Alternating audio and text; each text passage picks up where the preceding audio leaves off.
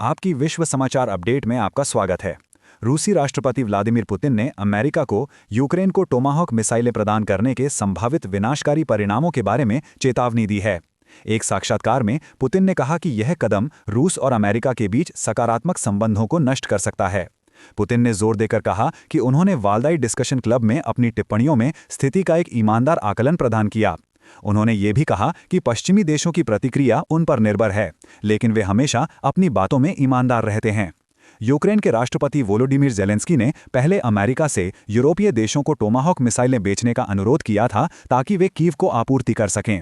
अमेरिकी उपराष्ट्रपति JD Vance ने पुष्टि की कि वॉशिंगटन नाटो देशों को टोमाहॉक क्रूज मिसाइलें प्रदान करने की संभावना पर विचार कर रहा है ताकि उन्हें यूक्रेन को स्थानांतरित किया जा सके। अंतिम निर्णय राष्ट्रपति डोनाल्ड ट्रंप द्वारा किया जाएगा।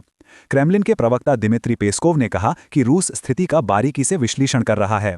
उन्होंने कहा कि अमेरिकी निर्मित टोमाहॉक क्रूज मिसाइलों की आपूर्ति से युद्ध के मैदान की स्थिति में कोई मौलिक बदलाव नहीं आएगा। उन्होंने कहा कि कोई भी जादुई हथियार नहीं है और टोमाहॉक या कोई अन्य मिसाइल युद्ध के मैदान के रुख को नहीं बदल सकती है।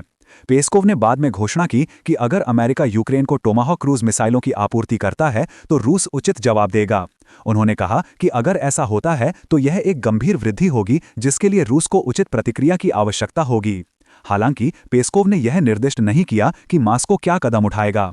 टोमाहॉक मिसाइलें, जिनकी मारक क्षमता 2500 किलोमीटर तक है और जिनमें 450 किलोग्राम का वॉरहेड है, यूक्रेन को पश्चिमी सहयोगियों से मिली किसी भी लंबी दूरी की प्रणाली से कहीं अधिक शक्तिशाली हैं।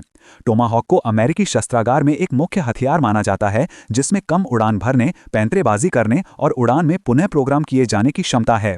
यूक्रेन का मानना है कि यह हथियार उन्हें रूसी क्षेत्र में गहरे कमांड सेंटर और लॉजिस्टिक्स हब पर हमला करने की अनुमति देगा।